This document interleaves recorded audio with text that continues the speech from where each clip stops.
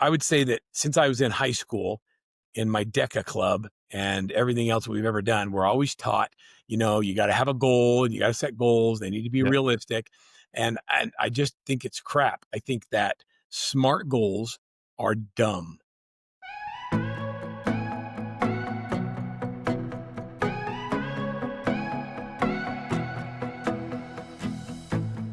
Hi there, and welcome to Real Life in Real Estate. I'm Mark Peebles, here to help you live your best life and achieve ultimate success. And today, we have just a huge privilege because we have a guest who is having a massive impact across the United States and beyond. He's certainly inspired my life, and I believe he is going to inspire yours as well. He believes in predictable greatness. He is the founder of Workman Success Systems. It is the great Verl Workman. Verl, thank you so much for being with us today. Mark, I like to say that I'm a legend in my own booth. So That's right. Thanks for that nice introduction. So where is your booth? Let's tell everybody where your booth is. So we're located in Salt Lake City, Utah. We have coaches that live everywhere, United States and Canada. And we have 15 virtual assistants that work for us in the Philippines, who my daughter's with right now. That's awesome. I'm interested that you do have virtual assistants working for you. Is that something that you recommend to agents? There's not a blanket statement for that. When it makes sense, there's a lot of things that virtual assistants can do that are operational, and they do a phenomenal job of it. And so we hired them to support our coaches. We have almost 100 coaches. And when you have high performing coaches that are coaching people and they're running businesses, yep, they would take on less clients because they have to do notes and put assignments in and to-dos. Well, so we just gave them virtual assistants to do all that for them. So it allows us to have higher performers as coaches and allow them to focus on the things that they really need to do to be able to coach for us. Because it's none of our coaches coach because they need the money. They do it because they love the game and they love that we've made a difference in their life and they want to make a difference in others. So that was just a support thing. And a lot of our agents have VAs. Yeah. Well, very good. I actually just interviewed Tim Whittemore recently on the podcast, and he actually just wrote a book on using VAs in your real estate business. So I was kind of curious about your theories on that. However, there's a lot to cover with you today. And one of the things that I want to know is, how did you get to this point? Take me through your real estate journey, and how did we get to the place that we are today with Workman Success Systems? Okay, so I'll do my best to not give you a book. I've had lots of experiences. I started as a young kid as an entrepreneur. I told my wife when we got married 39 years ago that I'm psychologically unemployable. And that as long as she's okay with it, I'm going to always go for it. And she says, okay. And I said, but you got to tell me when you're not okay anymore. And so we've had lots of adventures in our life. We started, our first business was selling satellite dishes. And then we got into hot tubs, and we owned retail stores selling hot tubs and satellite dishes. And it was a great run for about 8 years. And then they moved my cheese. They came out with a little 18-inch dish, and the big 10-foot dishes went away. Son of a gun, my margins went from $1,000 a sell to $70. And they wanted to pay me over a year of the $70 on programming, and we just couldn't make up the difference. We had a $70,000 nut a month to crack. So during my going out of business sale, I sold a guy 7 $10,000 home theaters on the back of my going out of business flyer, and he wrote me a check for $35,000 half down, knowing I was closing in 4 days, and he still did it. So that tells you a lot about the ability to build relationships of trust. And even in a difficult situation. And he ended up being a builder that after, long story short, came to me one day and said, what are you doing? I've never seen anybody that can sell like you. Why don't you come sell houses for me? And I was like, I don't have a big hair or a big car, because that's what that's what a realtor was. And I went away, and his son called me back later and said, Verl, I really want you to meet with my dad in the office. And he sat down and asked me, he said, what would it take to get you to sell houses for me? And I said, well, I need about $5,000 a month and pay for my real estate school because I don't have any money. And he said, okay. So he put me on salary, he put me in real estate school. And 10 days later, I had my license, and met Stephanie and Heather, my two trainers, Yeah. at the model home that were going to teach me how to sell real estate. And it was really fun because the first day, and I don't know if I told you this, Mark, but they were like, okay, now here's what you have to do. You can't speak. I don't care if anybody comes in, you follow us around. I'm number one. This is number two. Don't speak. Well, they both got busy with clients. I'm sitting in the model home. Somebody comes in. I'm like, I'm not supposed to talk. I'm the new guy. It's my first day. And look, I love sales. I mean, I Yeah, sell hot right. tubs at the fair, and here I am at the model home, and the people walk in. I figured they must want to look at the house. And I said to them, I said, okay, well, tell me why you're moving. They told me why they're moving. I said, great. Normally what we do is to go look at the lots. If you find one you like, then I've got this little puzzle thing. We'll look at the models, and if they fit on your lot, then we'll tell you how much it is. They go, okay. I said, can you drive? I don't have a car. So I got in the backseat of their car, and they drove me around to the lots, and we picked one, and they fell in love with a lot that said +5 on it. Means if I had a $5,000 premium. Yep. And we went back and looked at the houses, and they fell in love with the Sonoma. I just remember this. That's And amazing. I said, okay, this is what it costs on that lot with a $5,000 premium. They go, and I said, you guys want to get it? And they go, yeah, okay, let's do it. Oh, I didn't even know what to do after that. I not only did I not know how to write a contract, I don't even know where they kept them. Like I had no Right. idea. So I went over to Stephanie and I'm like, hey, these people want to buy, the Sonoma on lot 37. And she got mad at me and she looked at me and she said, you weren't supposed to speak. I'll take care of this. And she got the contract out, went down, wrote it up, and then she split it with me. Oh, And that wow. was my first deal. Well, I did a lot of houses. I think I did close 27 or 37 single family homes my first quarter. That's And amazing. within 6 months, they were both working for me. I was the sales manager. I sold more houses in my first quarter than they had done combined the That's previous amazing. year.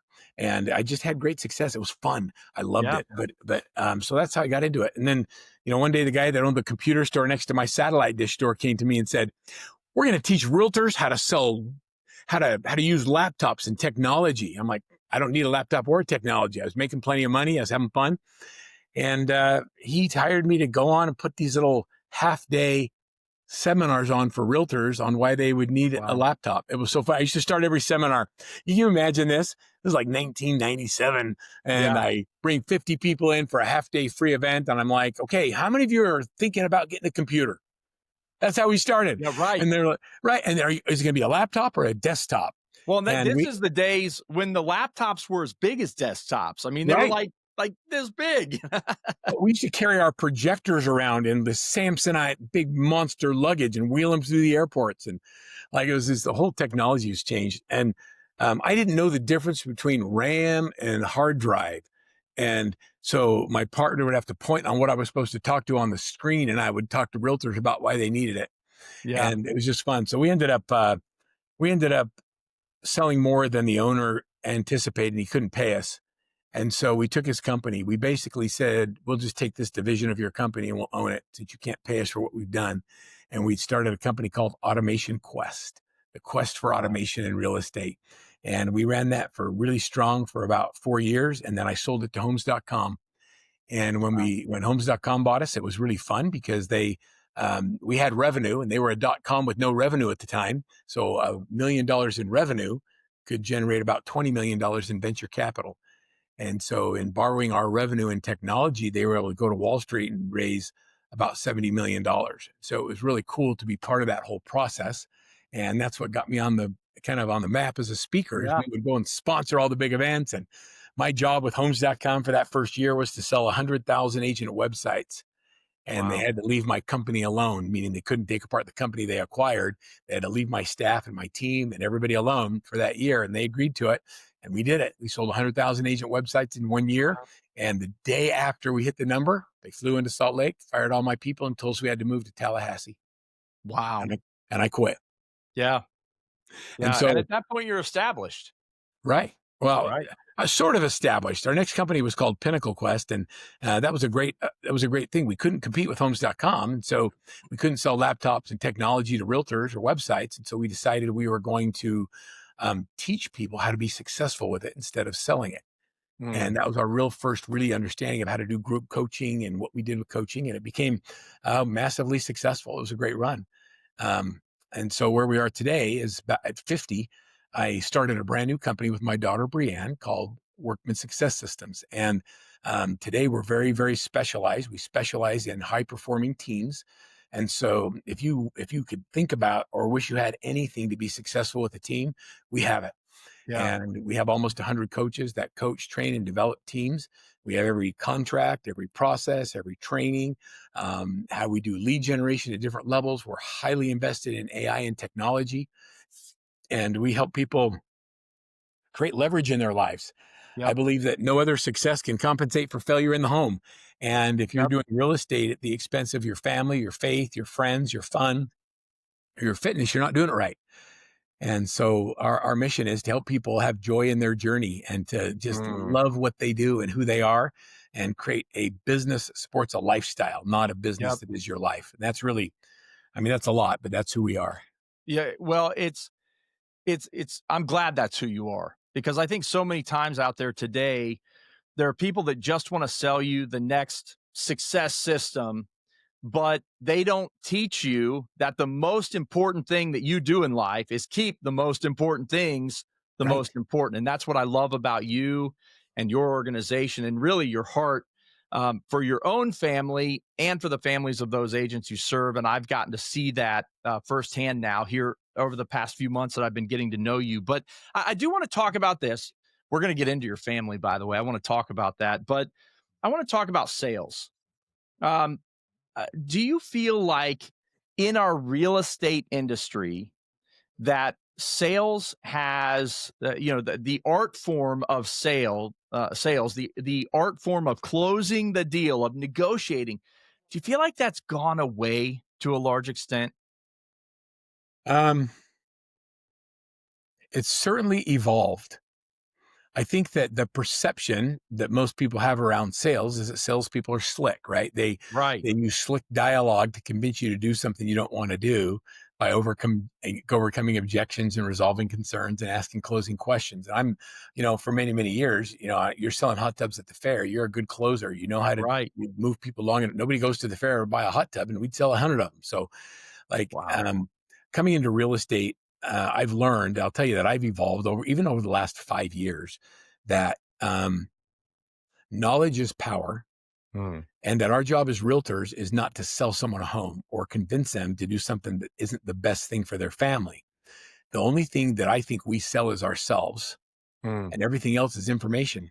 And so we have to convince them to do business with us. We sell ourselves. But once we've done that, now our job is to represent them and to give them the best options. And so when someone's trying to make a decision to buy or sell something, our job isn't to convince them one way or another. It's to lay out their options, give them real options, and allow them to be the most informed person in a transaction. And then once they're the most informed in the transaction, they can tell us what they'd like, and we can go negotiate that. And negotiation is actually it's an art and a gift, and it's something that you work on and you become really good at. What most agents don't understand is it's not about them. If Mm. I'm negotiating with you on a deal, Mark, and you hear me say something like, "Well, we've decided that we're not going to accept that counteroffer because it just seems like it's not right." When I Yep. put myself in the conversation and make it about me, you can dominate this, because it's that agent doesn't understand who they're representing. They're representing themselves Right. and not the client. And so, like, when a client has all the information and somebody makes an offer that is not consistent with the information we have, then we educate the agent on the other side about the information that our clients have access to, and in curiosity ask them if they've shared that with their client, because maybe that would help us get closer to doing a deal, Yeah. as opposed to making about our egos and who's going to win. I don't want to win. Look, you got a seller that wants to sell a house. I got a buyer that wants to buy a house, and we're apart in some terms. And so here's the data we're using to make our decision. Let's share it with you, and let's see if we can help our clients have really good informed decisions and come together. So it's not manipulation, it's skill, and Yep. it's also being excellent. So for those agents out there that want to grow in that skill set, and I'm totally with you. I absolutely believe that that is a skill set. And thank the Lord, I had a great mentor in this. He's my dad, who's been in the business for 53 years and was always an excellent negotiator. So I grew up around it. I heard the conversations, and then he taught me and coached me on those conversations. So I was blessed in that respect, but not every agent is. How can an agent go out and grow in those skills of negotiation? I mean, there's so much training and knowledge out there. A lot of it is crap. I would say Mm. that if you really want to get good at the business, the first thing you do is you get a coach, Yeah. and let's figure out where the gaps are. You know, you may be better than you think. A lot of people think they're not good at negotiation. It's not that they're not good at it; they're just not in front of enough people. And so their real problem is they don't prospect. It's not that they're not good at negotiation; they just don't have enough deals.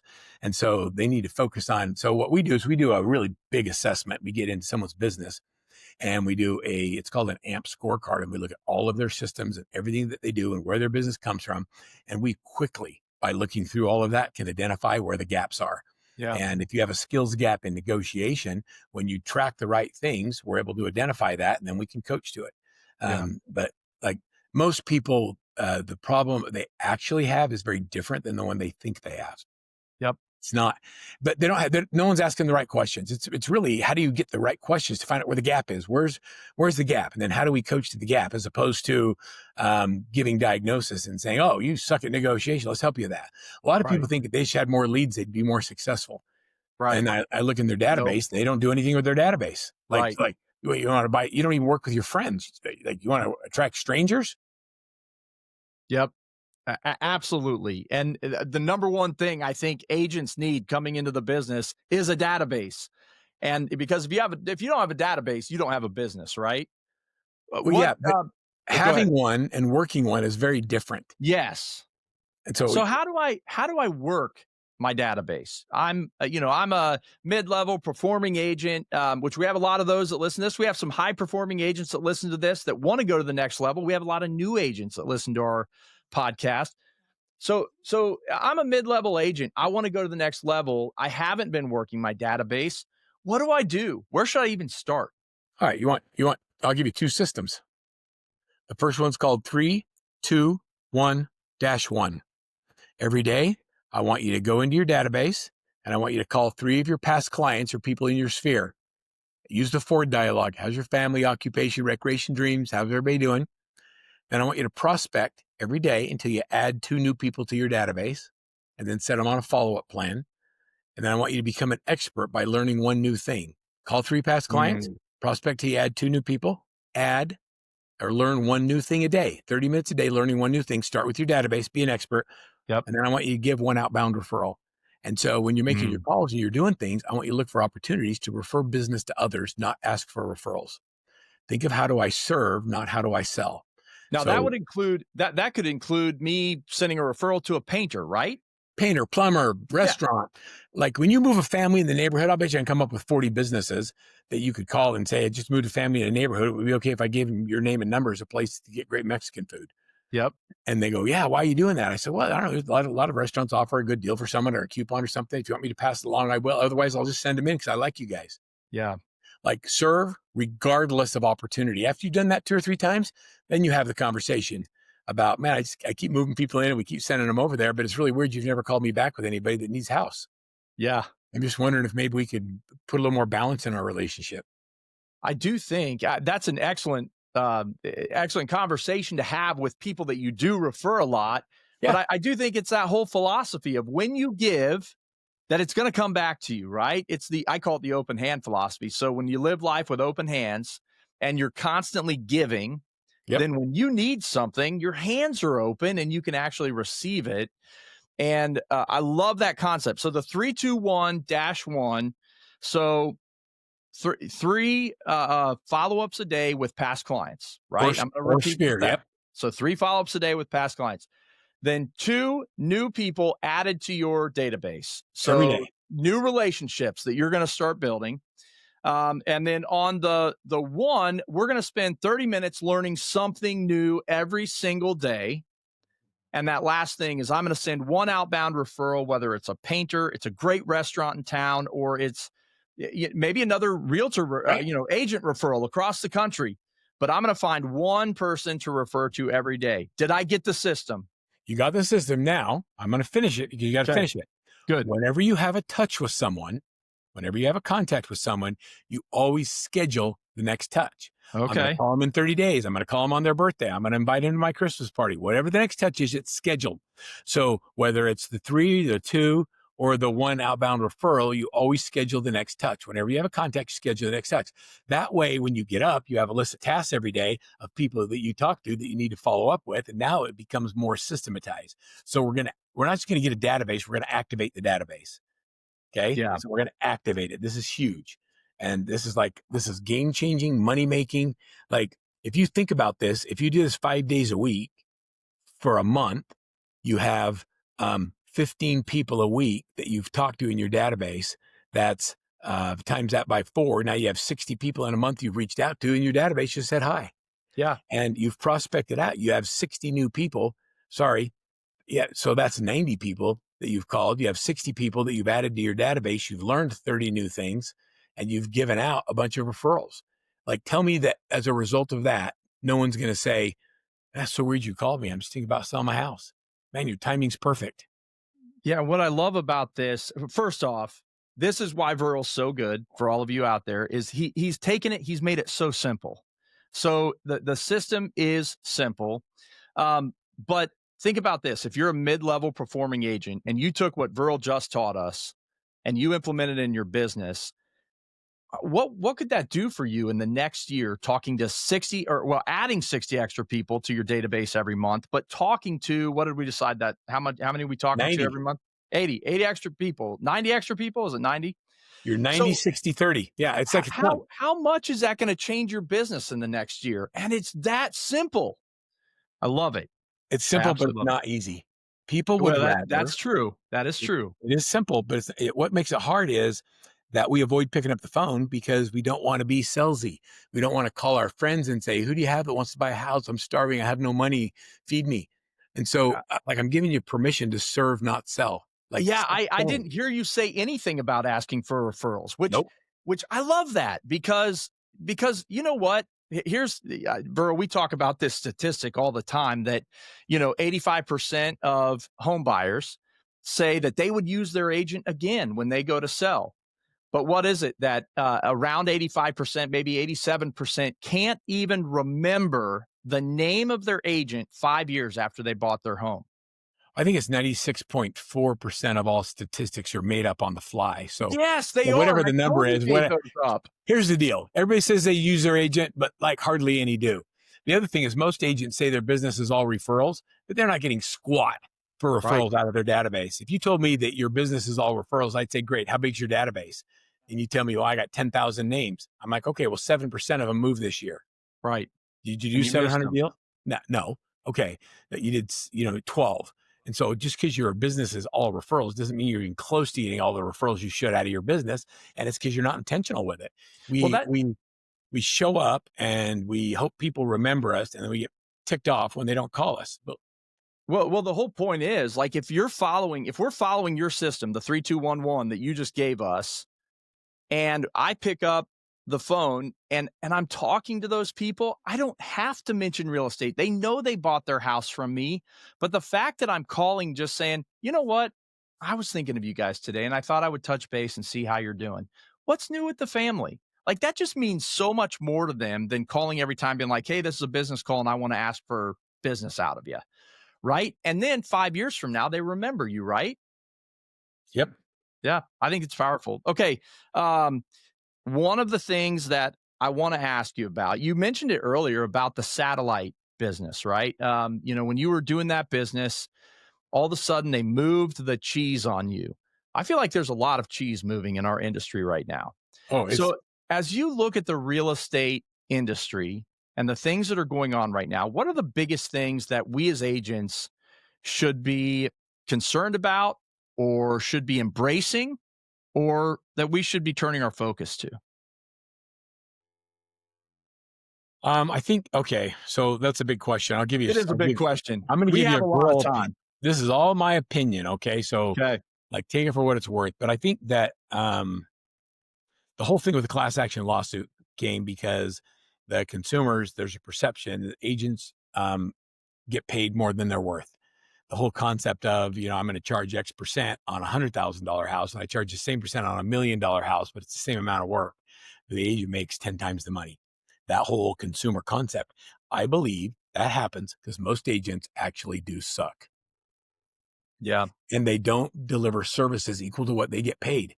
The average agent does what, 3 or 4 deals a year? How can you be good at anything? And I'm not disparaging the industry. There's also a lot of people that are excellent, Right. but if you wanna be excellent at something, you gotta do it. And, like, so I think that we're moving really fast from a fog and mirror market. If you can fog a mirror, you can be a successful realtor, to a skills-based market and a Absolutely. professionals market. So the professionals are going to be the ones that succeed, and the real estate transaction is going to be more like a financial services transaction where you're dealing with somebody that is dressed for success, that treats it as a career, that has a team, that actually focuses on the right things and gives people options, as opposed to I like houses. And you can love houses and not be a good realtor. You know what Right. I'm saying? Right. And so I think about the specialization of real estate. I think that the I do buyers, I do sellers, I do luxury, I do first home buyers, I do rentals, I do commercial, I do land and ranch. Whatever you need, I do it. That realtor that does everything for everyone is very, very hard to find good ones Yep. that do it all. And so the consumer today, I think about my wife. My wife has a lady that does her nails. She has a lady that does her hair. She has somebody else that gives her Botox. She has somebody else that colors her hair different than cuts it. She has Yep. someone that does pedicures and manicures. They're all the same cosmetology license, but she goes to specialists in each area of those things. Today's consumer is trained to work with a specialist. And Yep. we're showing up as, "Well, you get me. I do it all. I do my own paperwork. I transaction manage everything. I'm the buyer's agent, the listing agent, like I'm scared. If I walk into a doctor's office and the doctor greets me and says, "What's your insurance card?" I am not letting them do anything for me. Right. I want someone who specializes in it. So I just think that the consumers move to specialization, but the realtors and they talk about it, but they're not really understanding how important it is to have specialists with every area of real estate that allows people to have success. So that's a big thing. I think we moved into a specialization market, a more professionals market. Mm. The other thing is with the downward pressure on commissions and the different business models that are emerging. I mean, there's AI is like going to make a big impact. Yes. Yeah. Um, when I think about that, I think that the Uberization of showing property is probably coming. I think that buyer or seller will be able to pull up to a house. If I have a QR code on it and they'll say, find a close by agent with 5 stars, it'll show you this house. And you click on it and it's $25 and the agent will come and let you in the house, take you through it. That I think it's coming. Yep. And so where's your value? Like our value isn't showing houses. It's not in the MLS anymore. It's client acquisition. And so the hard part of real estate is not the selling of houses. The hard part of real estate is acquiring the client. The reasons companies like Zillows and Homes.com and Realtor.com and Boomtown and everybody else, they've done a really good job, better than the realtor at acquiring clients. These Right. companies, these portals spend millions of dollars working my database better than me. And they don't have the relationship. They develop the relationship by studying the behavior of the people that I already have relationships with, getting them to go and have a better online experience. And then they sell them back to me at a 40% referral. Right. If we're going to succeed in this business, I believe that we have to be amazing at client acquisition. We have to use AI and technology and lead funnels and understanding how all the algorithms work so that we can work our database to drive business out of it so they don't even look at the portals. And then if we want to grow our database, be able to run systems that grow it there as well. I'm investing heavily in that. We're testing different programs and we have great success with most of it. So when it comes to AI, let's talk about that for a minute because recently, when I heard you speak at the Ohio Real Estate Brokers Conference, I say a year ago when I went to that same conference, I think there was a 45-minute session on AI. This year, almost every single speaker, including you, spent time talking about AI and how we should be using it in our business. So there are agents right now. I mean, I've talked to him. My sister's an agent, and she might listen to this podcast and be mad at me for saying this, but I was talking to her about it. She's like, "Oh, I don't get into all that stuff, right?" Like, well, you kind of have to embrace it. But what's your opinion? What should we be embracing when it comes to AI, and how is it going to change how we do business? I mean, that's we can do hours on this. Like Yeah. that's Oh, I know. no I'm way. just asking you over a few minutes. Yeah. I would say that most of the people most of the people that are on the stage just talking about AI use it for better search. Mm, And so they use it to say, hey, fix my email or, what's a good whatever they're, help me build something. It's advanced search. They're not really using it to make money. They're using it to maybe save some time. It's a black hole they go down.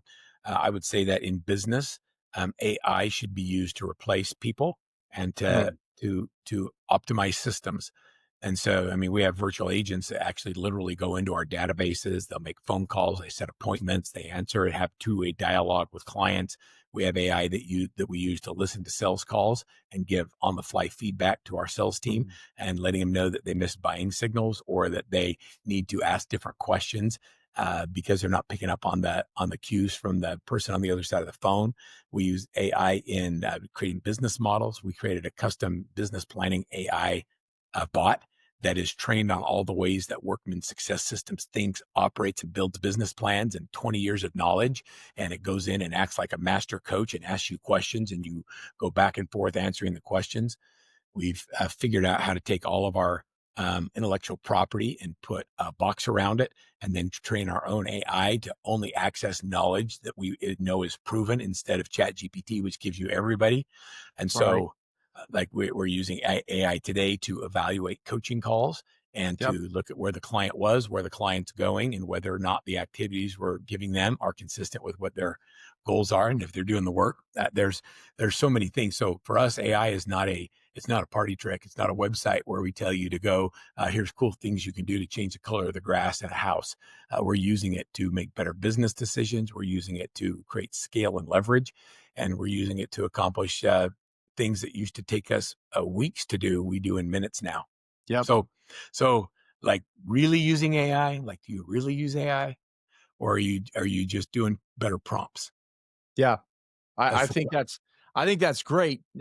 So you know a lot about AI, and as I followed you, you're a wealth of knowledge on it, and you just gave us a ton of stuff that you're using to make money with AI. Where do you like as you look at the industry today? Where are the best places for agents to go to learn how to make money with AI? renegadeceo.com. Okay, that's good. Look at that. You came directly with something. Tell me why. Well, their founder is a guy named Isaiah Colton, and Isaiah owns a company called Ren 360.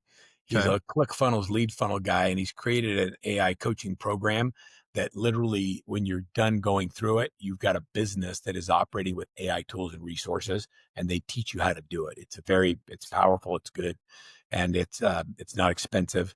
And we put our people through it. Like it's a really good program. And because he's cutting edge on lead gen, he's cutting edge on not just lead gen for buyers and sellers, but also for recruiting. Yep. People are having massive success using the systems they teach, and he's a um, probably one of the best practitioners of AI. So that's a good Mm. one. Okay, Yeah. absolutely. Yeah. Well, So that I think that's great. You just I asked the question, boom, you gave us a tool to use, and I really appreciate that. I know the audience does too.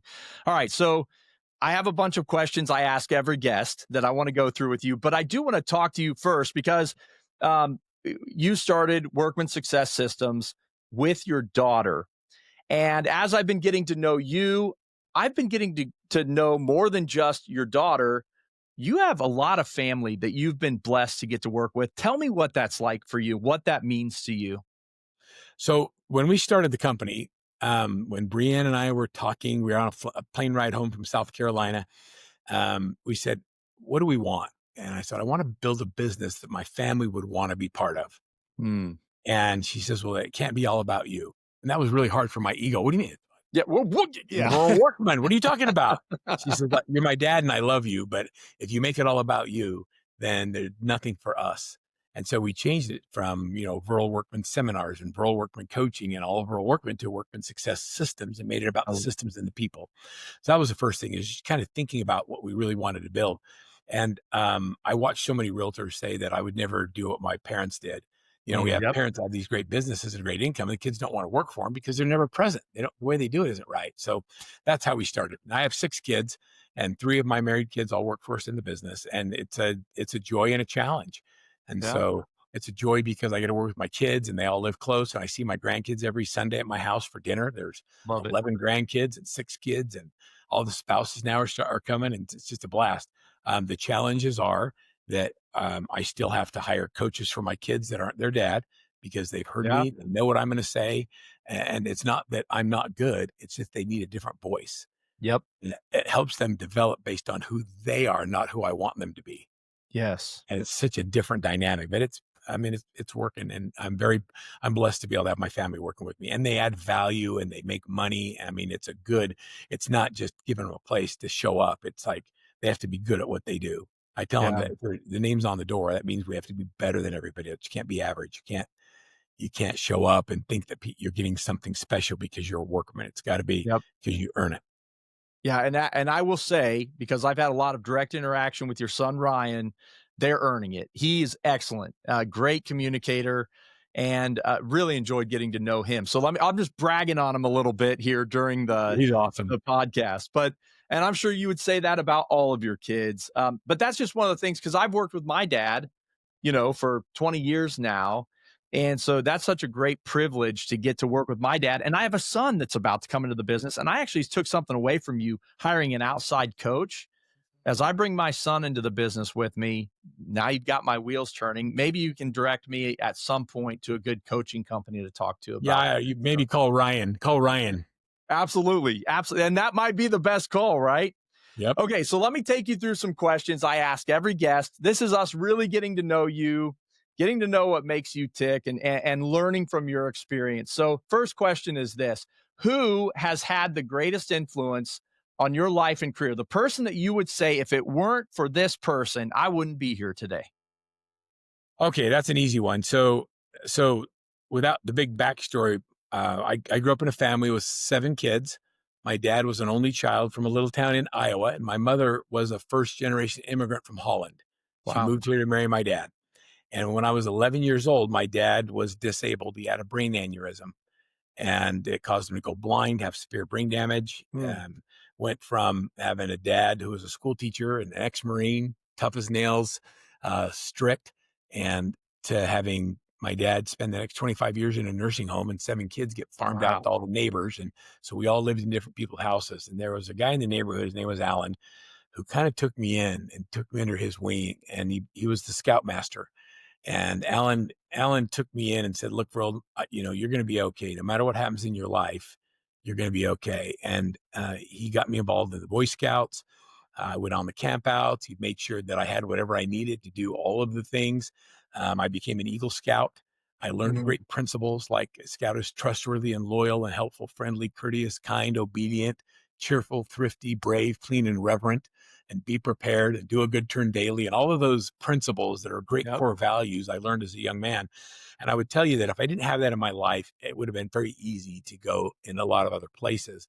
But I Mm, learned leadership skills, and I learned how to survive in the wilderness, and, do 60-mile hikes at 10,000 feet in the summertime. And it was this Allen guy that really made an impact on my life. And so just as a kid, he made a big impact.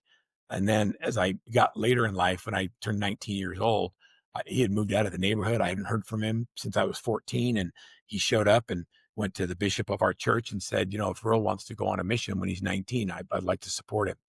And wow. I get a call from my bishop, and the bishop says, "Verl, you thinking about going on a mission?" I said, "No, I really haven't thought about it. Our family can't afford it. It's expensive." Mm, He goes, "Well, it's covered." Alan showed up, and he'd like to support you on a mission for 2 years. And so I went for 2 years as a missionary to England, knocking on doors and learning, cementing my own faith, like helping develop the human yeah. that I am, but just going out and serving for 2 years. And that's all you do. You don't date. It's hard. You have to live with a companion. And you see these boys out there with their white shirts and their name badges Yep. on. That was me in Manchester, England.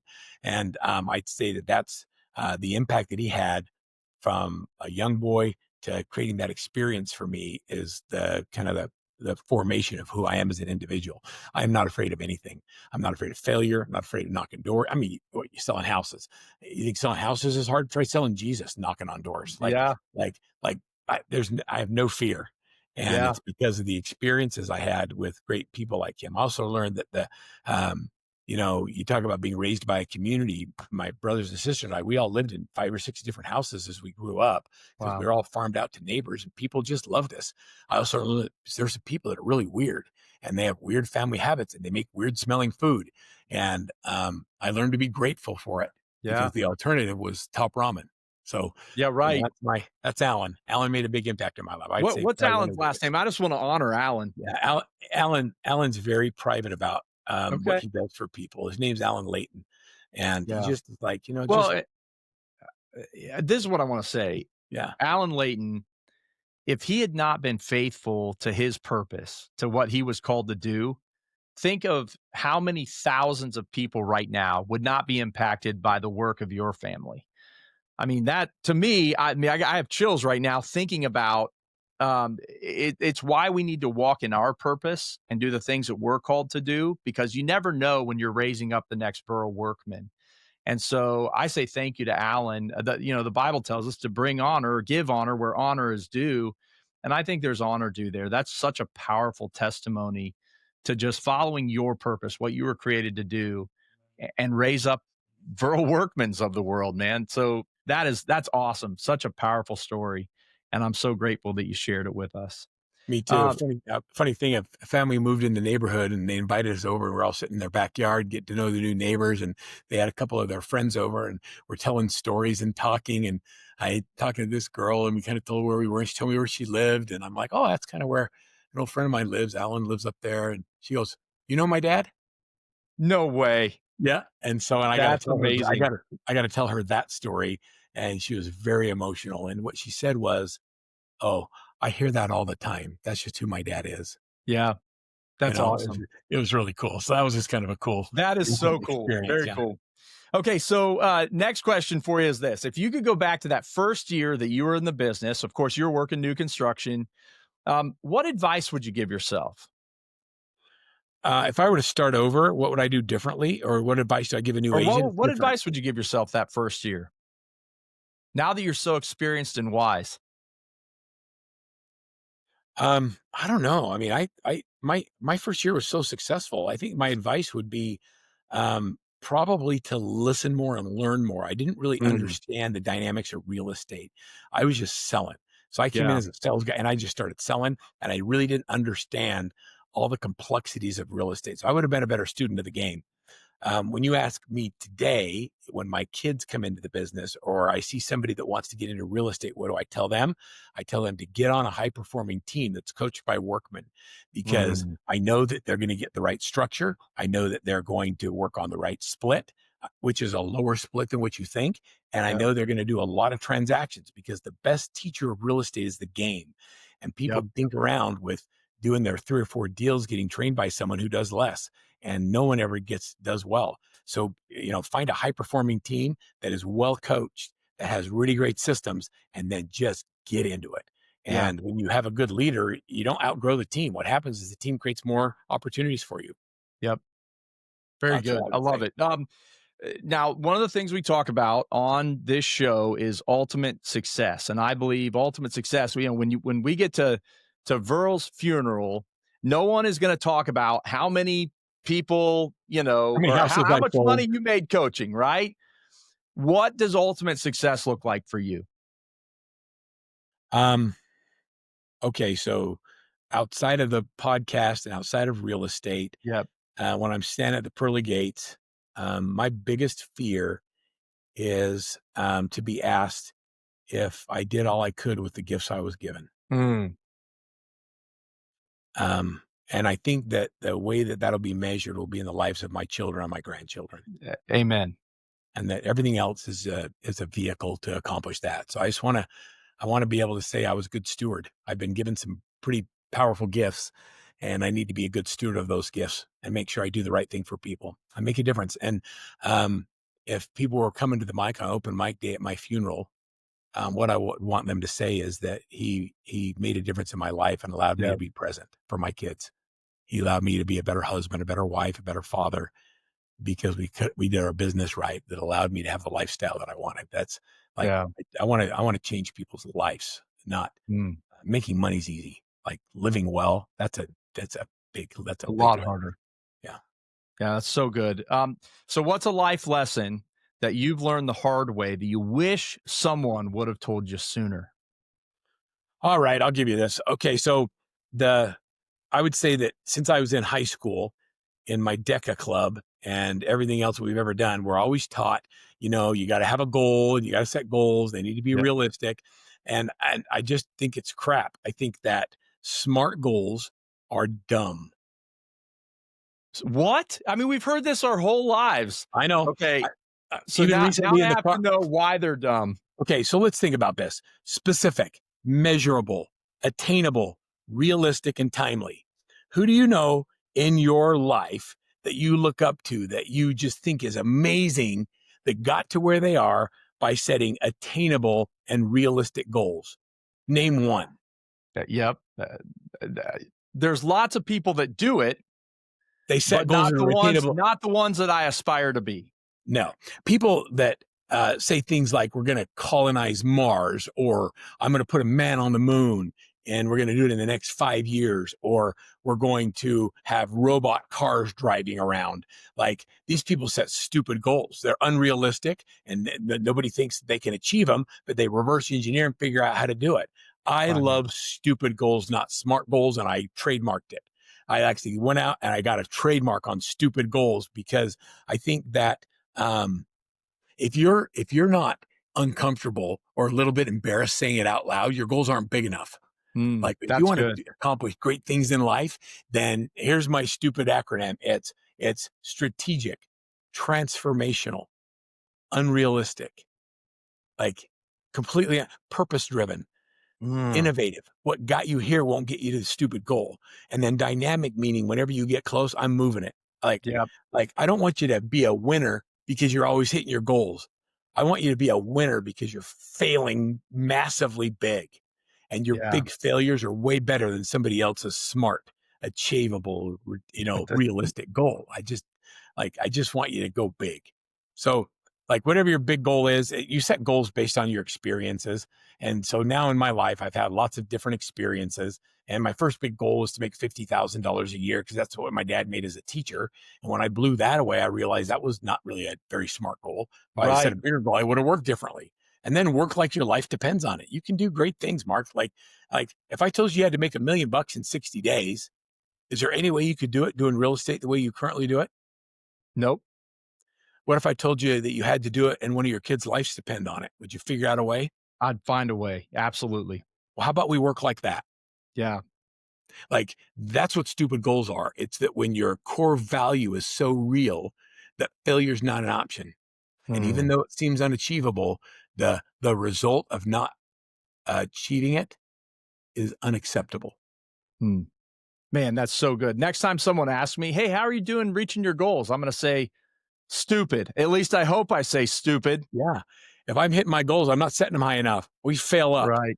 I want you to set your Right. goals 10 times what your actual goal is. And when you fail at 5 times your goal, it's a dang good year. Yeah, that's a incredible year. That is awesome. I absolutely love it. Stupid goals, folks. So that's a big takeaway for today. Last question, but before we close out, I want to know, what does Verl Workman's daily routine look like? I think routine is so important, especially what you do in the morning. I want to know what yours looks like. Yeah, so I get up every morning and I have a little personal prayer or reflection time, just thinking about who I am and where I am and am I doing the right things? And then I look at my day and plan my day. You got to have a little bit of time of uninterrupted focus time. Sometimes I'll work out, but I don't every day, even though I want to. And then I get in the office and I am slammed. I go busy. Mm, I'm busy.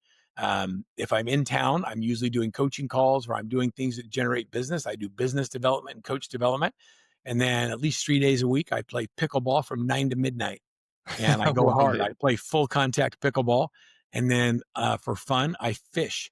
We have boats. I have a houseboat at Lake Powell. We have a big, surf boat and a 21-foot fishing boat, and I love bass fishing and going out with my kids on the water. It's a thing that everybody loves to do. So those are my those are my things that I'm, like, most regimented about. Like, going to Lake Powell 2 or 3 weeks every summer is not negotiable for me. Yeah.